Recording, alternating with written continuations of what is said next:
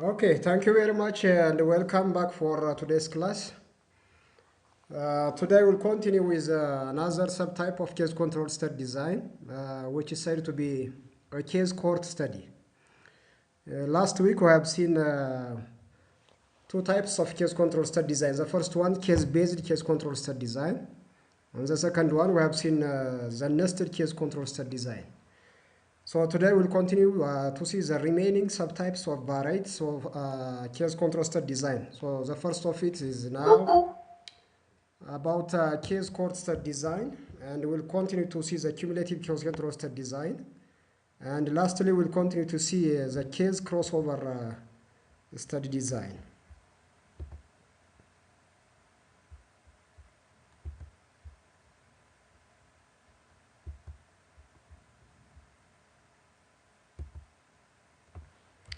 Okay, so a case cohort study design is another type of case control study in which the controls are drawn or selected from the same cohort as the cases, but the controls are identified before the cases developed the disease, So, as we have seen in the last week class, in the case of nested case control study design, the controls are selected at the time when we get a new case. So by the time the new case occurs, the controls will be selected. That is the case of nested case control study. But in the case of case cohort study design, the controls are drawn from the same cohort as the cases, but they are identified before the cases develop the disease.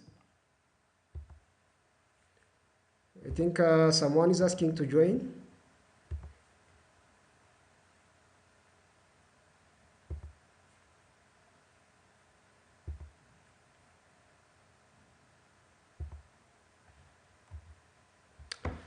Okay, so after selection of the controls, some of them or some of the selected controls may become cases in the follow-up, So the controls which were selected at the first visit might become a case in the follow-up. Okay, so this is a design that can reduce costs by using only a sample of the original cohort, This case cohort study design is a type of case control study which is embedded in a closed cohort study. A closed cohort study. As you remember, a nested case control study design is a type of case control study design which is embedded in an open cohort study. An open cohort study. But this case cohort study design is embedded within a closed cohort study design. And actually we do have three types of cohort studies based on the nature of the population. Open cohort study, closed cohort study, and then fixed cohort study. So the case cohort study design is embedded within a closed cohort study. A closed cohort study. A closed cohort study, actually we'll see it in tomorrow. A closed cohort study is a type of cohort in which once the individuals have been included in the follow-up, there will not be new addition of participants for the study. So there is no new entrance of individuals into the study, but those individuals who have been entered into the study may leave the study at any time. There might be lost follow-up, but there is no new entry of study participants.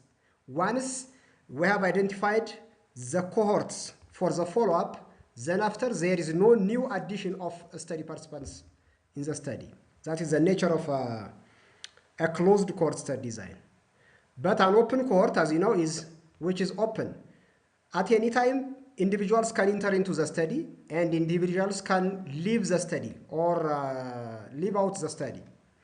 But in the case of closed cohort study, individuals, no new entrance or individuals will not enter into the study at any time once the study is already initiated.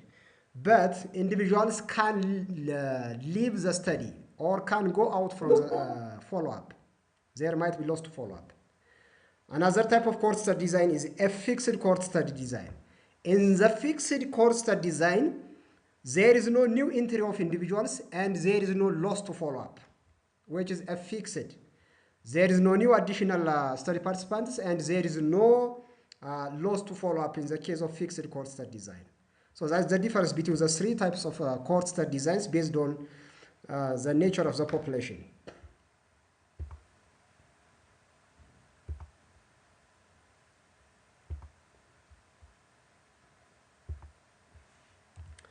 Okay, therefore, this case cohort study design is embedded within a closed cohort study design. And the controls are simple random sample of the cohorts at the initiation of the study. You see? The difference of this case cohort study design from the nested case control study is that, one, it is embedded within a closed cohort study design, whereas the nested case control study design is embedded within open cohort study design. And the second difference between the case cohort study design and the nested case control study design is that in the case of case cohort study design, the controls are sampled at the initiation of the study from the cohort population, you know. Once we have identified the exposed and the non-exposed cohort groups for the cohort study, at the time of the initiation of the study, the controls will be selected. That is the second difference. But in the case of nested case control study design, the controls are selected throughout the follow-up period when we get a new case.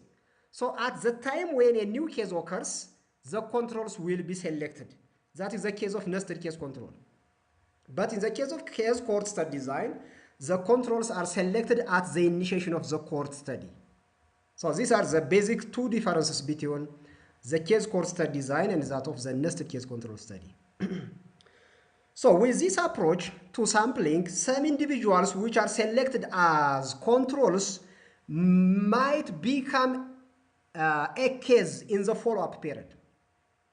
So that since we have already sampled or selected the controls at the initiation of the study, the controls which are selected as a control may become a case in the later follow-up period when they develop the disease.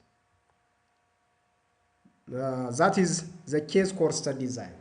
So, in the case cohort study, case control study design, every person in this cohort has an equal chance of being included in the study as a control, regardless of how much time the person spent in the follow-up, and whether the person develops the disease or not, because the controls are selected at the initiation of the study. And at the initiation of, or at the time of the initiation of the study, every individual is free from the disease. So, since every individual is free from the disease at the initiation of the study, they do have an equal chance of being randomly selected as a control. So, every person in the cohort has an equal chance of being included in the study as a control. Because at the initiation of the study, the individuals are free from the disease. So if all the individuals are free from the disease at the initiation of the study, so that they do have the probability of being selected as a control. So this is the third difference from the nested case control study design, you know. Okay. And again, controls are selected as a random sample of the total cohort at the baseline. That is at the initiation of the study, as I have said before. And the control group may include individuals who become cases during the follow-up period.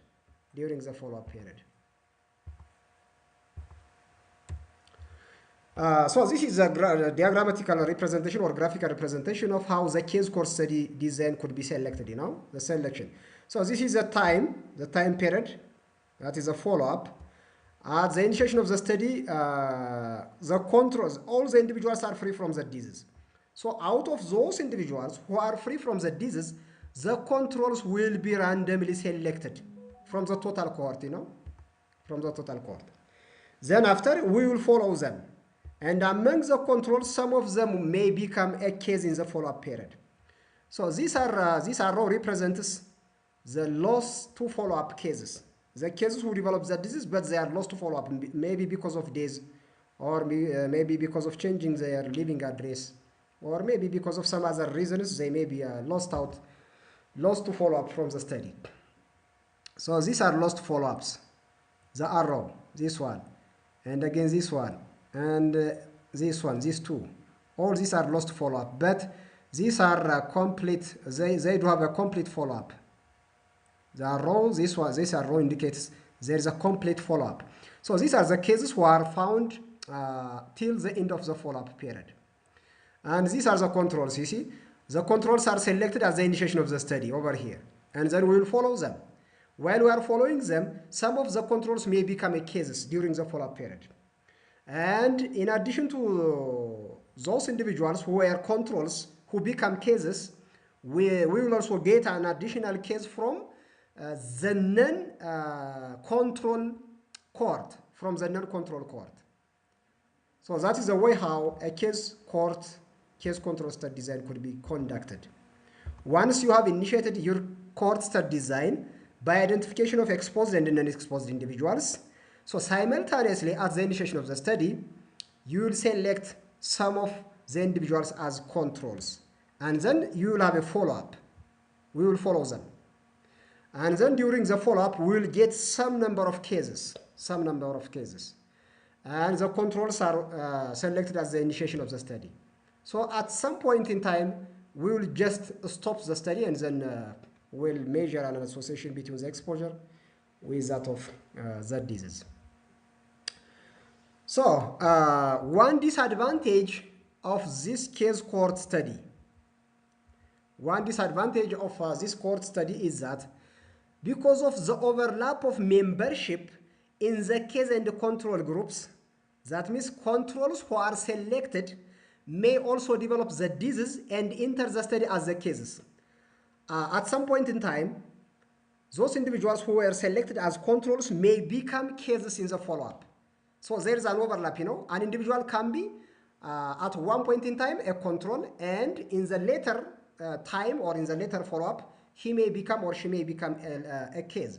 So there is an overlap of being a control and a case for a single individual. So because of this, one will need to select more controls in a case cohort study than in an ordinary case control study with the same number of cases. If one is to achieve the same amount of statistical precision, you see, we will require more number of controls at the initiation of the study. Why? Because since during the follow-up period, if the controls become cases, the sample size for the controls will be reduced, you know. So in order to avoid the small number of controls during the follow-up period, at the initiation of the study, we will just require more number of controls. Yeah, because of the controls may become cases during the follow-up, so the number of or the sample size for the controls may reduce, you know. So to minimize the reduction in the sample size for the controls, at the initiation of the study, we will require more number of controls. So that is one disadvantage of a case control study design. So extra controls are needed or are required because the statistical precision of a study is strongly determined by the number of distinct cases and non-cases. The number or the sample size for the cases and the sample size for the controls. So to have a high statistical precision, we need to have high number of cases and high number of controls. So because of the previous reasons that I've already mentioned, we require extra controls in the case of case cohort study than in the case of an ordinary case control study design. Why? Because those individuals who were selected as controls at the initiation of the study may become cases during the follow-up. So if they become cases, so the number of controls will be reducing and the number of cases will be increasing, you know. So in order to avoid the small number of controls, we need to just require more extra controls. That might be one disadvantage of this case cohort study design. So therefore, if 20% of the source cohort members are assumed to become cases during the follow-up, and all cases will be included in the study, one will have to select 1.25 times That means the number of cases multiplied by 1.2 times will be the sample size for the controls, so that if, for example, if we suspect, for example, 2 or 100 cases, so this 100 multiplied by 1.25 will be the sample size for the controls, that will be the sample size for the controls. If we suspect that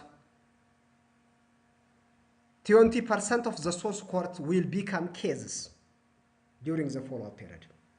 So that means if 20% of them become cases, that means only 80% of the controls in such a situation will remain non-case.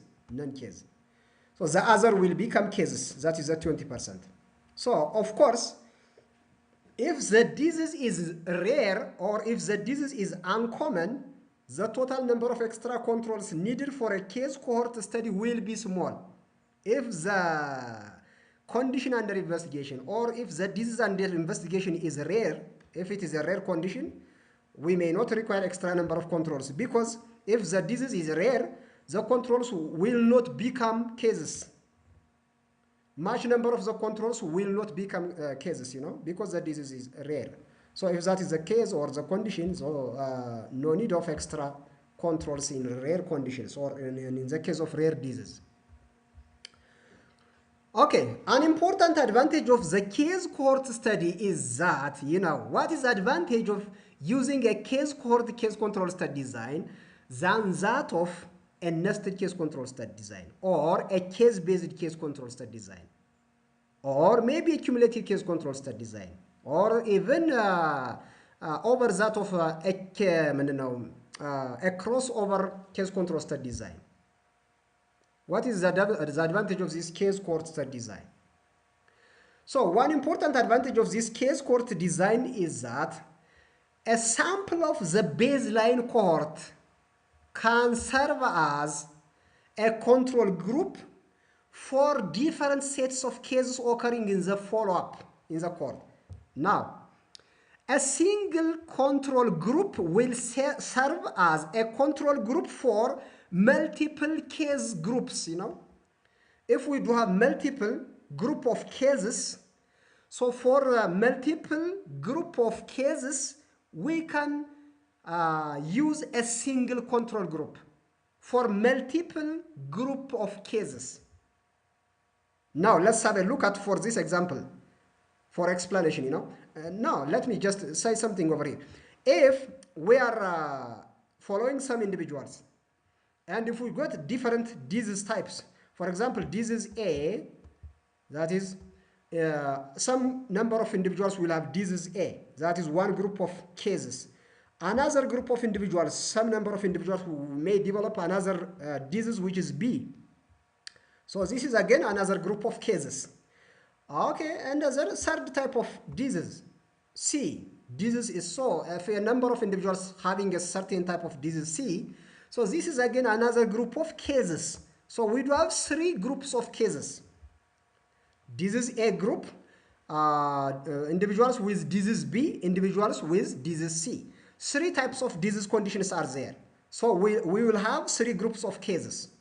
So for each of these three groups of cases, one control group will be used for each of the groups of the cases, That is the advantage of a case-based case control study design. So one group of control, maybe the control group could be labeled as D. So this is a control group without a disease. So this group will be serving as a control group for the cases in the CD group, for the cases in the B group, or for the cases with type A disease. So a single control group will serve as a control group for multiple groups of cases. That is the advantage of using a case cohort study. This is very simple and clear. So now let's have a look at on this example. This example is an actual study.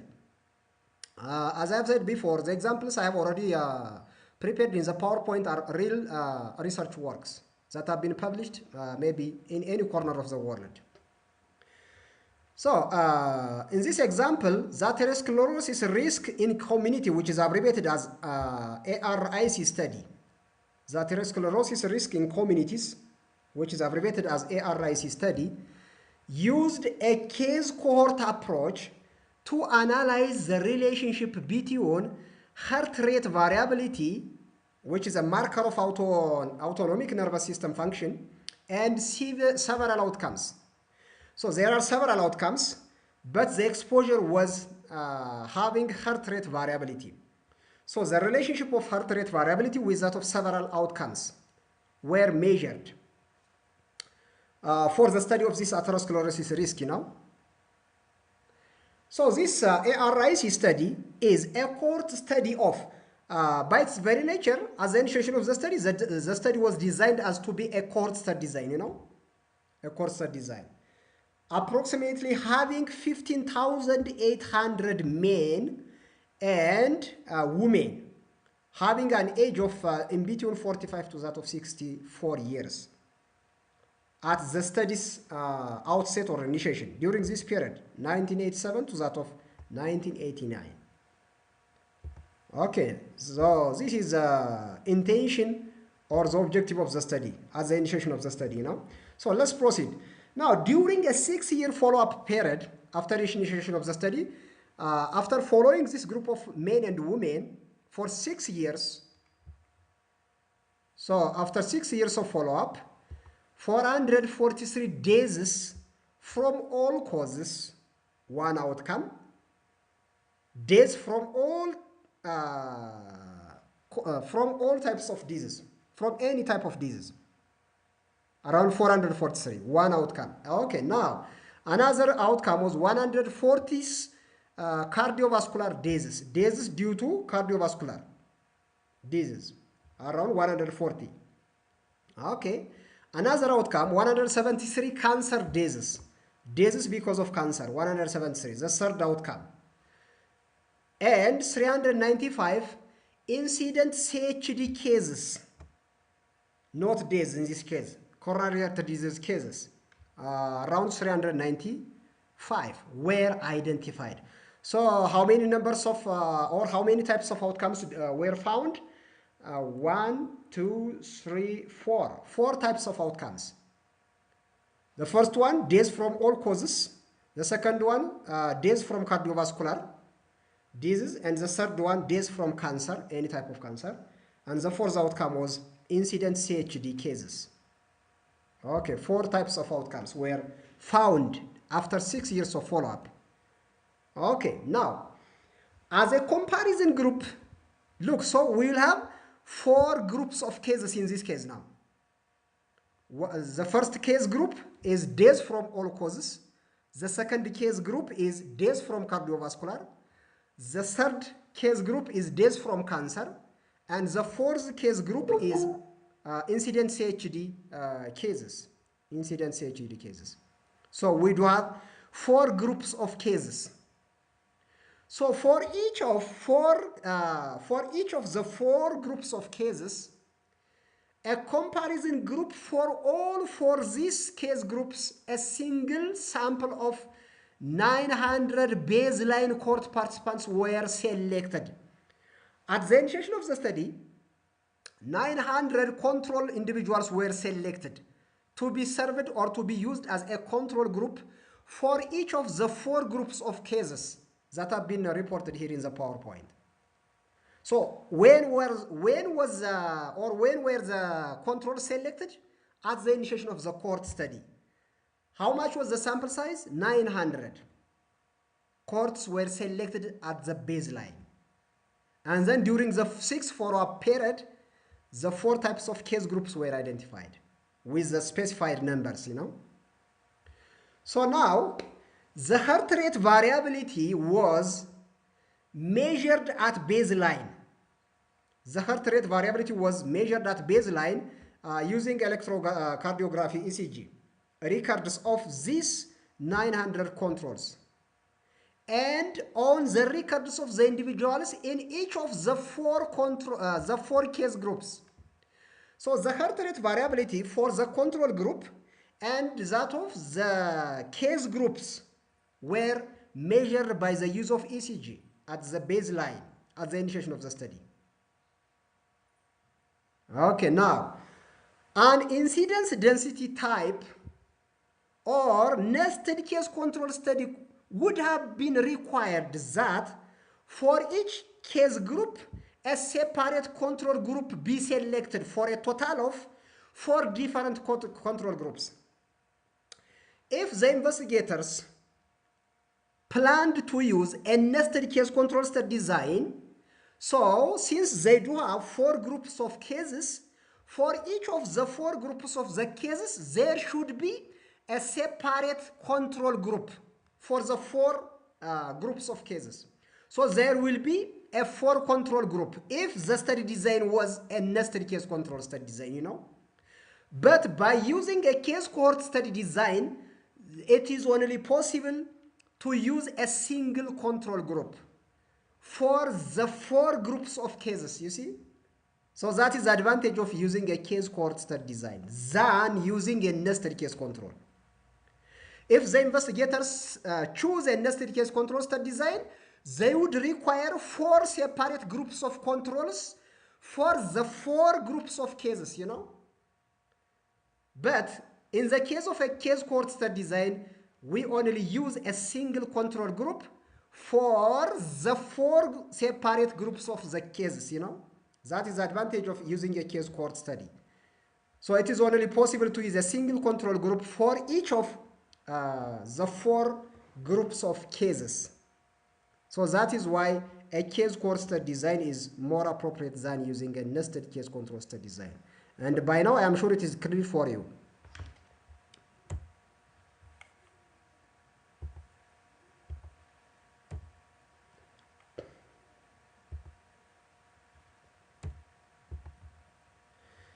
So maybe I think someone is asking, let me just to join, let me check it.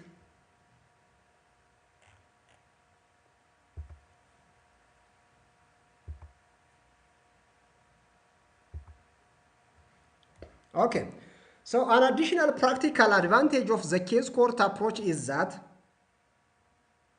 if the baseline cohort sample is representative of the source population, that means if the baseline sample, that means if the controls selected at the initiation of the study, if they are representative of the source population, the risk factor distribution and the prevalence rates of the disease needed for population attributable risk estimates can be obtained directly, you know.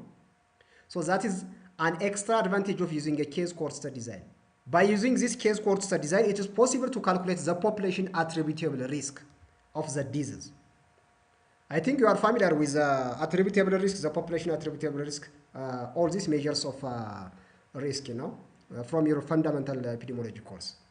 So by the use of this case cohort study design, it is also possible to calculate the population attributable risk estimates of the disease rate. Okay, if everyone in the study base has been followed for the same period of time, if every individual is having the same follow-up period, then the case cohort study provides an unbiased estimate of the ratio of incidence proportions that would be measured if the entire cohort had been studied, you know. So we can just get an incidence proportion of the disease which is approximately the same as that of the result after following the entire cohort for the entire follow-up period. So the result obtained, that means the incidence proportion of the disease obtained from the case cohort study design will be more or less the same, the incidence proportion of the disease from the entire follow-up of the cohort. That will be the same result. So that is the advantage of using again a case cohort study design. Okay, so let's add another example. Another example of sampling controls from the total baseline cohort, that is a case cohort design, is given by studying assessing the relationship of these chlamydia pneumonia antibodies in a serum collected at baseline to incident CHD in the ARIC study. That is atherosclerosis risk in the community study. The studies that we already seen in the previous example. But in this case, the exposure or the risk factor was the chlamydia pneumonia antibody, which is collected from the serum at the baseline to indicate incident CHD. So, after a 5-year follow-up period, a total of 246 cases of incident CHD, or whether it is myocardial infarction or coronary deaths, were identified. Around 246 cases of CHD. So the comparison group in this study consisted of a sample of 550 individuals of the total baseline cohort. That means this control group, the 550 samples of control were selected at the initiation of the baseline cohort, which included 10 out of 246. That means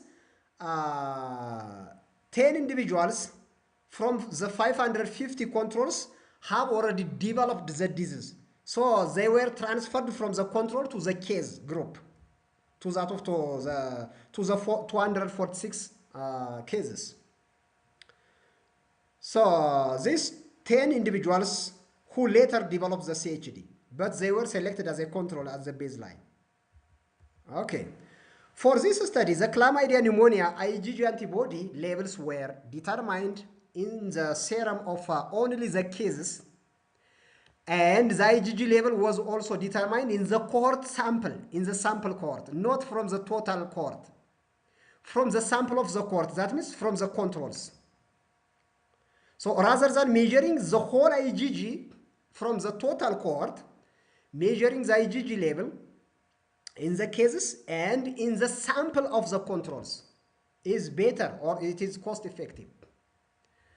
That is only approximately 800 individuals, the sum of the cases and the controls, rather than in approximately the total population, that is around 15,800 cohort was required for the core. So rather than measuring this IgG level from the 15,800, it is measured from 800 individuals. That is 800 is the sum of the cases and the controls. So in addition to the estimation of risk ratios, expressing the relationship between the chlamydia pneumonia antibody and that of the incident CHD, the selection of a random sample of the cohort in this study, that is the controls, has the advantage over the incidence density nested case control approach of allowing the estimation of the prevalence of chlamydia pneumonia infection in the cohort. Why? Because you see, it is possible to calculate the incidence of a disease. Why? Because at the initiation of the study, the individuals were free from the disease. Okay. And from the number of free individuals, we have selected the controls.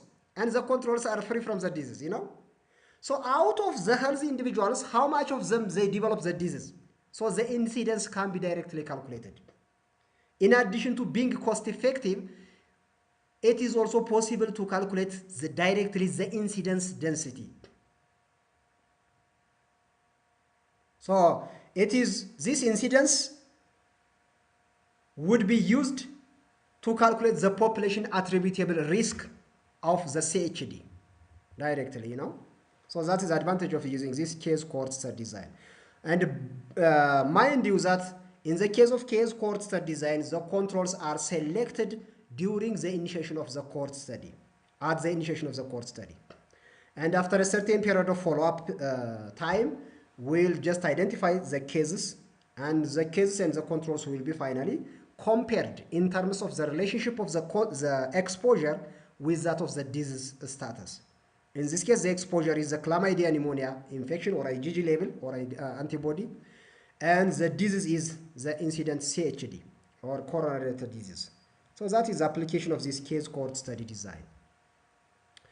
So the control group have been also used for the assessment of the role of this chlamydia pneumonia for a different outcome. You see, one control group could be used for multiple groups of cases. For example, after a sufficient number of stroke cases after a sufficient number of stroke cases were accrued or accumulated, the study of the relationship between chlamydia pneumonia infection and stroke incidence could have been conducted.